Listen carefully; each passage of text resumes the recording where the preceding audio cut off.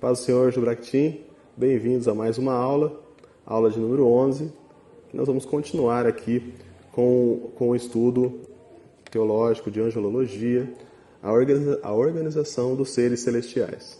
Então, nessa aula de hoje, nós vamos ter três objetivos básicos aqui a ser analisados. O primeiro é aprender sobre as respectivas funções dos seres celestiais, citados na Bíblia. Segundo, perceber a grandeza e o poder de Deus na criação desses seres celestiais. E terceiro, ter a iniciativa de buscar saber sobre a criação de Deus. Nessa introdução, vocês vão ver agora essa visualização aí de um triângulo, né, que vai demonstrar qual que seria a proximidade desses seres celestiais, desses seres espirituais, em relação ao trono de Deus. Nesse triângulo, nessa representação que vocês estão visualizando aí, a base dela são os anjos, depois os arcanjos, depois querubins, serafins, em paralelo com os seres viventes. Não tem aqui a presunção nenhuma de fazer uma relação aqui de números de seres, mas com o objetivo maior de mostrar a proximidade que esses seres estão do trono de Deus. Então, por exemplo, quem está mais no topo da pirâmide está mais próximo do trono. Quem está na base estão mais afastados do trono. Por exemplo, os anjos, né? E também tem a ver aqui a relação que nós temos de conhecimento desses seres. Nós conhecemos mais sobre os anjos, por exemplo, do que sobre os serafins. As informações que nós temos na Bíblia são bem reduzidas. Então, o nosso tópico 1, se você estiver com a revista acompanhando, nós vamos ver que o primeiro tópico é um tópico que vai falar sobre os anjos. Como nós já falamos na aula passada sobre esse assunto, aqui nós vamos só fazer uma recapitulação mesmo, né? E como nós não falamos na aula passada, os anjos, né, o termo anjos, do grego angelos, ele significa o enviado, o mensageiro. Na Vulgata Latina nós temos dois termos que a gente pode observar. Quando fala Vulgata Latina, se você nunca ouviu falar, é um material que nós usamos, né, para pesquisa, que está em latim. É a tradução do original hebraico para o latim. Então tem dois termos na Vulgata, o nutions e o angelos. Nutions significa um mensageiro comum, um homem que é um mensageiro, por exemplo, o correio, um mensageiro comum. Agora o angelos é o termo específico para o ser espiritual, um ser de luz. Cada anjo tem a Deus por dono, isso nós vimos também na aula passada. E a sua razão de ser é ser seu anjo santo ou anjo de Deus. Então todo anjo ele tem um cuidado específico de ser um anjo que está compromissado com as vontades, os objetivos divinos. Outra coisa importante que nós vimos sobre os anjos na aula passada foi que eles estão na presença de Deus e o louvam constantemente. Isso é uma coisa importante para a gente fazer uma associação com a nossa função dentro da igreja. Um exemplo que a gente pega aqui, bíblico, que está, por exemplo, em Salmos 148, versículo 1 e 2, Hebreus, capítulo 1, versículo 6, em que mostra essa condição que os anjos têm, essa postura de estar à disposição de Deus. O segundo, são instrumentos de Deus para realizar feitos sobrenaturais. Um exemplo disso tem em Atos dos Apóstolos, capítulo 12. Lá em Atos dos Apóstolos, capítulo 12, nós temos uma menção bem clara de uma intervenção de anjos na prisão de Pedro. Eu não vou entrar em detalhes aqui, porque o nosso tempo também não dá para entrar em detalhes maiores. Mas fica para você fazer uma pesquisa em casa mesmo, né? Outra questão importante que nós vimos na aula passada é que são eles, os anjos, que nos levam na hora da morte. Isso aqui é importante mencionar o seguinte: nosso manual de fé e prática, a Bíblia, e também nosso manual interno da igreja, nossas normas internas, não dão muito respaldo para esse tema. Mas quando a gente fala que eles estão, os anjos, no momento da morte, é uma referência de Lucas no capítulo 16, versículo 22, que trata ali o relato, que não é uma parábola, a gente conhece que como se fosse uma história verídica, de que um anjo, né, vai levar uma pessoa ali que morreu, que no caso é o Lázaro, né, o mendigo, para o céu, enquanto que o rico não está indo para o inferno. Então, uma referência dessa nos dá a entender que existe essa condição, essa possibilidade de anjos nos levar no momento da morte. Outra questão importante, nós falamos na aula passada também, relembrando que eles não são fisicamente como nós, né? Possuem inteligência, demonstram emoções e demonstram que têm vontade. Nessa questão de ter vontade, a gente vai ver em 1 Pedro capítulo 1, versículo 12, que os anjos, eles têm o desejo, eles demonstram isso claramente em pregar o evangelho, por exemplo. Então essa é uma vontade que eles demonstram com muito afinco. Tópico 2, agora sim, arcanjos, né? Começando um tópico novo, começando essa aula de hoje. É bom fazer uma outra menção aqui que essas referências são exclusivamente bíblicas, né? Nós estamos tirando tudo material bíblico mesmo, com o objetivo aqui de ilustrar o conhecimento. E arcanjos, então, também uma palavra do grego, significa o anjo principal, né? O termo arque sugere o anjo-chefe, o anjo mais poderoso, o que está à frente dos exércitos de Deus. Uma outra questão importante é o nome desses arcanjos. A Bíblia vai deixar claro aqui que pode existir mais de um arcanjo. Porém, existe um exclusivamente que nós conhecemos um pouco melhor, que é o arcanjo Miguel. O arcanjo Miguel vai aparecer, por exemplo, na referência de Isaías 14, versículo 14. Você pode ler em casa também. E o nome Miguel, é curioso observar o significado dele. Do hebraico, significa quem é como Deus. Talvez seja uma alusão ao status de Lúcifer, de ter colocado que queria ser ou estar como Deus. E aí o nome de Miguel, quem é como Deus, né? Uma resposta, talvez, né, a essa situação, o status de que Lúcifer se encontra. Sobre arcanjos, nós temos 3 referências importantes na Bíblia. Primeiro é em Daniel, capítulo 10, versículo 13 a 21, em Judas, no versículo 9, e Apocalipse, no capítulo 12, versículos 7 e 8. Nós vamos ler alguns trechos aqui. Então, por exemplo, a primeira referência em Daniel, capítulo 10, versículo 13 e 21, no versículo 11 diz o seguinte: o anjo disse, Daniel, porquanto eu fui mandado a ti, mas o príncipe do rei da Pérsia me resistiu durante 21 dias. Então, Miguel, um dos príncipes supremos. Então, nesse versículo 13 aqui, vocês vão ver a referência que Miguel é um dos... Quem está falando isso aqui é um anjo. Ele colocou que o status de Miguel é um dos príncipes supremos. Veio, me ajudou, continua na leitura, veio me ajudar a vencer o inimigo, porquanto não pude mais continuar ali com os reis da Pérsia. Então, uma referência clara aqui, bíblica em Daniel. Uma outra questão, no versículo 14, continuando, diz assim: assim estou aqui agora para explicar-te o que acontecerá ao teu povo nos tempos futuros, pois a visão que tiveste se refere a dias ainda muito distantes. Versículo 21. Antes, porém, eu te declararei o que está escrito no livro da verdade. E nessa batalha, ninguém me ajuda contra ele, senão Miguel. Então, o nome de Miguel aparece mais uma vez aqui como referência ao príncipe celeste de Israel. Tá? Então, é uma outra referência importante. Essa segunda referência agora, em Judas, versículo 9, diz assim: no entanto, nem mesmo o arcanjo Miguel, quando argumentava com o diabo e batalhava a respeito do corpo de Moisés, se atreveu a fazer qualquer acusação injusta ou injuriosa contra o inimigo, mas disse: o Senhor te repreenda. Então a gente vê uma postura aqui importante, mesmo Miguel ser um anjo, que está na liderança de outros anjos, ser um arcanjo no caso, ele não faz nenhuma referência ou abusa do poder que Deus tem colocado na sua mão, mas espera um comando de Deus para poder executar algum juízo ou alguma atividade.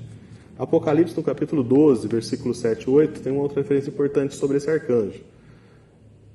Diz assim: houve então uma guerra nos céus, Miguel e seu exército de anjos. Então, referência aqui maior, né? Miguel e seu exército de anjos, mais uma vez, mostrando que ele é um anjo de liderança. Versículo 8. Contudo, estes não foram suficientes, poderosos, e desta maneira perderam seu lugar nos céus. Ou seja, Miguel, nessa luta, consegue destruir o inimigo de Deus, que no caso é o dragão. E no tópico 3, vamos falar sobre os querubins agora. Os querubins derivam do hebraico, o significado é guardar, cobrir. Vai aparecer uma imagem agora que o pessoal da Infobrac vai disponibilizar, por exemplo, do tabernáculo. No tabernáculo, em cima do propiciatório, nós vamos ver que existe 2 querubins, né, um com as asas encostadas. Uma referência que eles estão guardando a santidade de Deus. Nessa imagem, vocês vão ver também que o local da Arca da Aliança está dentro do Santo dos Santos. Ou seja, se você lembrar de pregações, ou mesmo de leituras que você fez na Bíblia, o Santo dos Santos é um lugar que se manifesta a presença de Deus. É como se fosse na igreja. Você tem o púlpito é o lugar mais santo, né? O lugar onde Deus vai usar o pregador, o pastor que está pregando, para falar a mensagem de Deus. É um lugar que nós esperamos ver a manifestação de Deus, seja a palavra, seja uma obra miraculosa, uma cura, alguma coisa sobrenatural.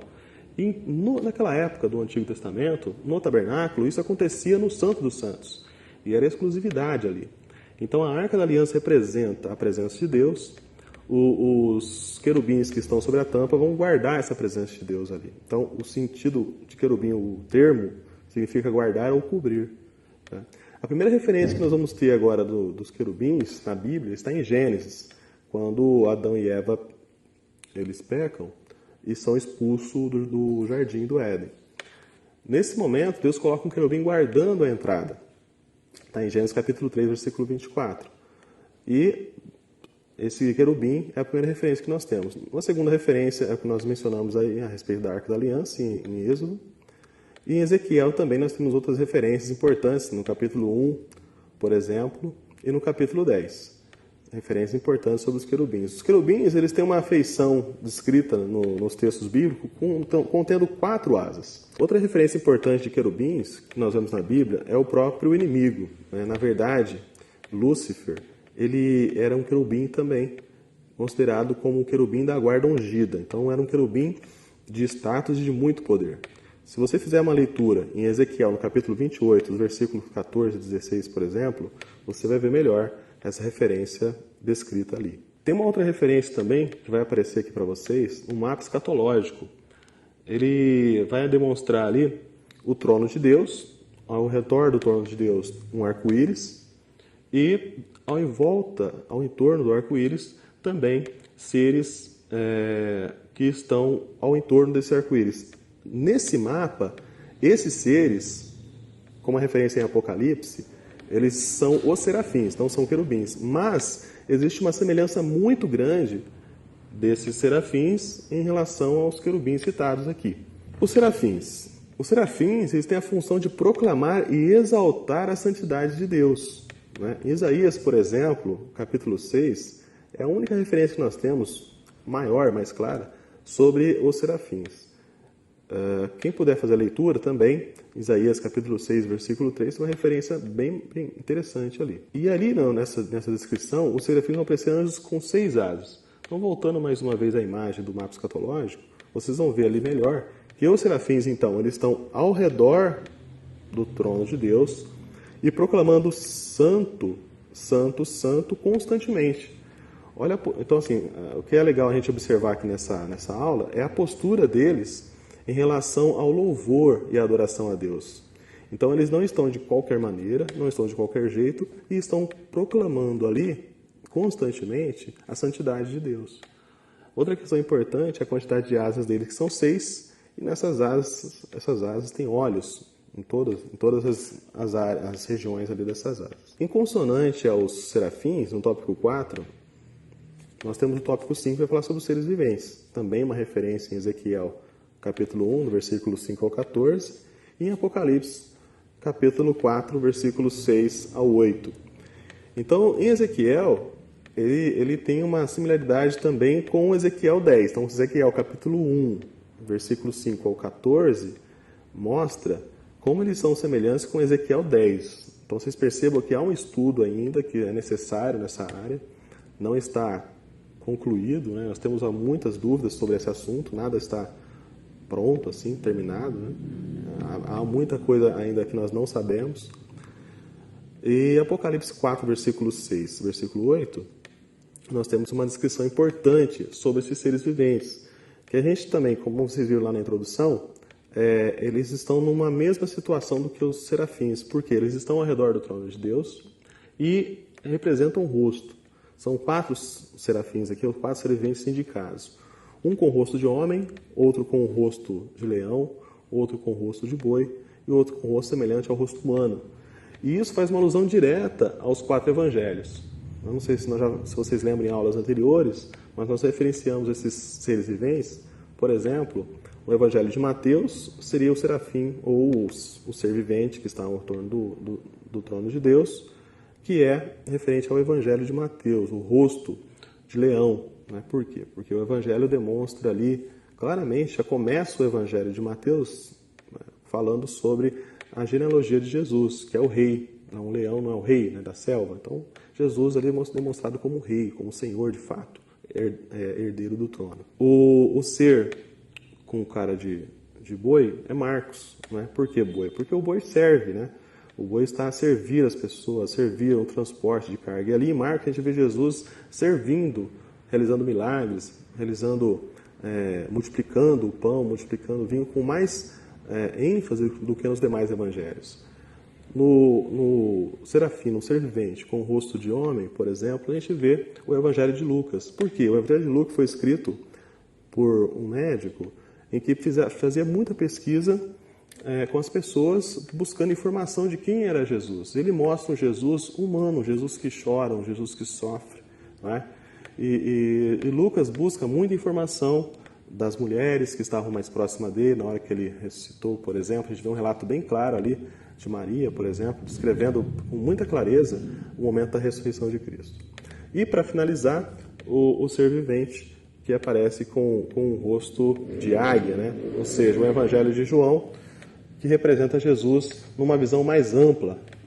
Né? Ou seja, no Evangelho de João a gente vai ver Jesus, por exemplo, como um ser glorioso de fato, um ser poderoso. Para ajustar o foco, para finalizar essa aula, o último tópico, o tópico de número 6, nós vamos ver então o que é importante. A gente vê esses seres, esses anjos, arcanjos, querubins, serafins, e a sua postura em relação a Deus, né? Que é uma postura de ética, uma postura de cuidado, de santidade em relação a Deus. Então nós também, você jovem, você adolescente, tem que ter esse cuidado, tomando como referência a Bíblia mesmo. Né? Uma atividade que eu quero deixar para vocês tentarem resolver é qual tem sido o meu comportamento, o seu comportamento na igreja. Será que é semelhante aos anjos? Será que é semelhante aos querubins, serafins? Ou a gente chega na igreja e conversamos? O que nós fazemos na igreja? Fica para você pensar. E para concluir, a importância de nós darmos a Deus toda a honra, toda a glória,